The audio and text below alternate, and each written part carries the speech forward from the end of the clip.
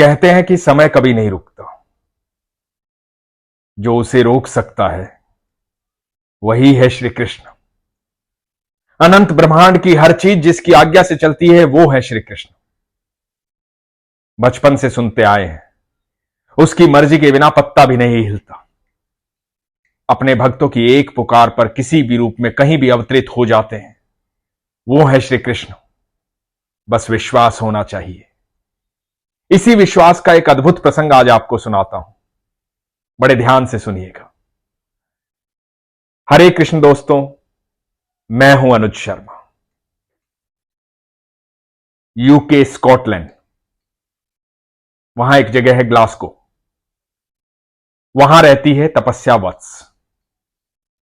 तपस्या वत्स बताती हैं कि बचपन से भगवान श्री कृष्ण की अनन्य भक्त रही हैं। एक अद्भुत संबंध है भगवान श्री कृष्ण और इनके बीच में। अपना बड़ा भाई मानती हैं। तपस्या के वैसे तो 3 भाई हैं, लेकिन सबसे बड़े भाई श्री कृष्ण हैं। मम्मी ने बचपन में बताया था कि तुम जन्माष्टमी के दिन पैदा हुई थी, रोहिणी नक्षत्र में 12:58 पर। तब से एक अद्भुत जुड़ाव हो गया। कृष्ण बड़े भाई हैं, हमेशा राखी बांधती हैं और उतना ही प्रेम करती हैं जितना बड़े भाई से होता है। अपनी सारी समस्याएं, सारे सुख और सारे दुख श्री कृष्ण के साथ बांटती हैं।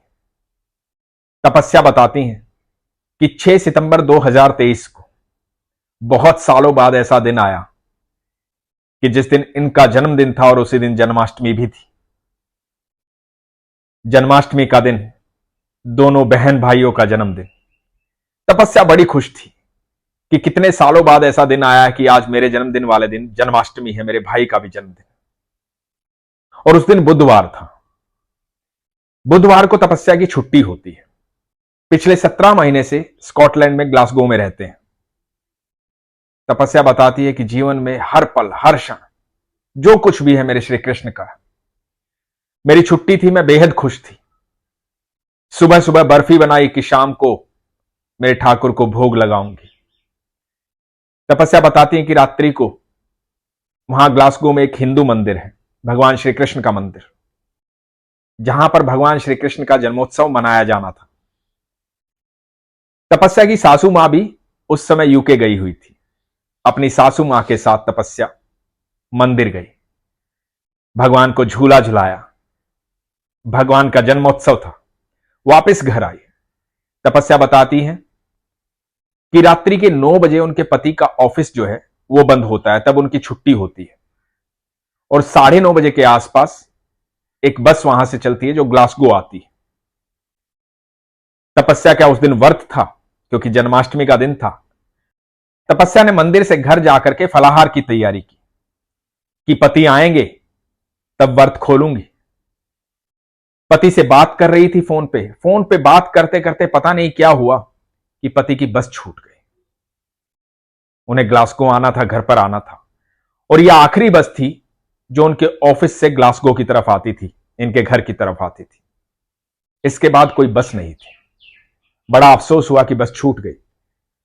पर तपस्या तो हमेशा यही मानती है कि जो ईश्वर करते हैं अच्छा ही करते हैं। तो इनके पति सचिन वत्स ने कहा कि मैं यहां से ट्रेन पकड़ता हूं, ट्रेन वहां पहुंचेगी तो तुम मुझे स्टेशन लेने आ जाना, क्योंकि वहां से कोई टैक्सी मिलेगी नहीं, रात्रि ज्यादा हो जाएगी। तो तपस्या ने कहा कि ठीक है। अब तपस्या ने यह कह तो दिया कि ठीक है, लेकिन एक अजीब सी घबराहट मन में थी। घबराहट इस बात की थी कि जहां पति को लेने जाना था वो बड़ा सेंसिटिव एरिया है। 24 घंटे वहां पुलिस की गश्त होती है। तपस्या ने कभी अकेले गाड़ी नहीं चलाई थी। बताती कि 17 महीने से यूके में है, यहीं आकर के गाड़ी चलाना सीखा था, और जब भी इनके पति सचिन वत्स साथ होते थे तभी ये गाड़ी चलाती थी। तो आज गाड़ी लेकर के खुद जाना था उनको लेने के लिए, तो मन में एक घबराहट थी कि कैसे जाऊंगी। तपस्या ने सोचा कि कोई बात नहीं, पहले मेरे कान्हा को, मेरे ठाकुर जी को भोग लगा देती हूं। मैं तो आकर के व्रत खोलूंगी, पहले इनको भोग लगा देती हूं। तो ठाकुर जी को भोग लगाया। ठाकुर जी को भोग लगाने के बाद ठाकुर जी को बोला कि सुनो भैया, चलो अब अपनी बहन के साथ चलो, मैं अकेली नहीं जाऊंगी, आपको साथ चलना होगा। चलो मेरे साथ चलो। और तपस्या ने गाड़ी उठाई और चल पड़ी अपने पति को लेने। मन में घबराहट थी, रास्तों से अनभिज्ञ थी, सारे रास्ते भी नहीं पता थे, पहली बार अकेली गाड़ी चला रही थी, सेंसिटिव एरिया था, बहुत सारी चीजें मन में चल रही थी। कृष्ण कृष्ण कृष्ण कृष्ण कहते हुए चल पड़ी कि जो होगा मेरे कृष्ण देखेंगे, भैया साथ है तो कोई डर की बात है ही नहीं। तपस्या बताती हैं कि जब आधा रास्ता बीत गया तो एक रेड लाइट आनी थी। इन्होंने मैप लगा रखा था, उस रेड लाइट से इनको राइट लेना था, लेकिन उससे 500 मीटर पहले एक और रेड लाइट आ गई और इनको लगा कि यहीं से राइट लेना है। इन्होंने वहां से राइट ले लिया। जैसे ही इन्होंने राइट लिया, सामने से एक गाड़ी ने हॉर्न दिया। हॉर्न देने के बाद उसने लाइट से इशारा भी किया, लेकिन इनको कोई भी बात समझ में नहीं आई। ये थोड़ा सा आगे बढ़ी तो इन्होंने देखा कि हर गाड़ी इनकी तरफ आ रही है। ये वन वे था, इन्होंने गलत राइट ले लिया था। हड़बड़ाहट में, घबराहट में इन्होंने गाड़ी साइड में लगाई कि अब क्या होगा, कुछ समझ में नहीं आ रहा था। गाड़ी साइड में लगाई तो सोचने लगी कि अब क्या करूं, अब तो फंस गई। सारी गाड़ियां उधर से आ रही हैं, ये रॉन्ग साइड पे खड़ी है। उस सड़क पर खड़े होना भी बिल्कुल अलाउड नहीं था। तो इन्होंने देखा कि सड़क के उस पार एक गाड़ी खड़ी हुई है। उस गाड़ी का शीशा नीचे उतरा और एक युवक उस गाड़ी से बाहर निकला और जोर से आवाज दी कि सिस्टर, सिस्टर। ये बड़ी हैरान हो गई। तो उस युवक ने कहा कि सिस्टर सुनो, मुझे पता है कि तुम मुसीबत में हो, तुम्हें जल्द से जल्द यहां से यू टर्न लेना होगा, फटाफट यू टर्न लो, निकलो यहां से। तपस्या बताती है कि करीबन 5-7 मिनट तक यह बात हुई इन दोनों के बीच में। वो बार बार यही कह रहा था कि तुम निकलो यहां से, बहन निकलो यहां से। तो तपस्या ने गाड़ी यू टर्न ली। यू टर्न लेने के बाद सही रास्ते पे आई। जब सही रास्ते पर आ गई तब दिमाग में आया कि ये युवक कौन था, कहां से आया था।